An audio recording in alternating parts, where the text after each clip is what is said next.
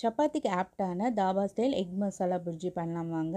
அதுக்கு ஒரு மிக்சர் ஜாரில் 4 பல் பூண்டு, 2 சின்ன பீஸ் இஞ்சி, 1 பச்சை மிளகாய், 2 வெங்காயம் நல்லா நைஸாக அரைச்சி தனியாக எடுத்து வச்சுட்டேன்.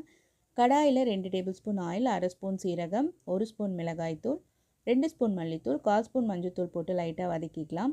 இப்போ அரைச்சி வச்சிருந்த மசாலா பேஸ்ட் உள்ள ஆட் பண்ணி ஒரு 5 மினிட்ஸ் வதக்கினா வெங்காயம் பச்சை வாசனை போயிடும். 2 தக்காளி கிரைண்ட் பண்ணி வச்சுருக்கேன், அதையும் இது கூட ஆட் பண்ணி ஒரு 5 மினிட்ஸ் வதக்கிக்கலாம்.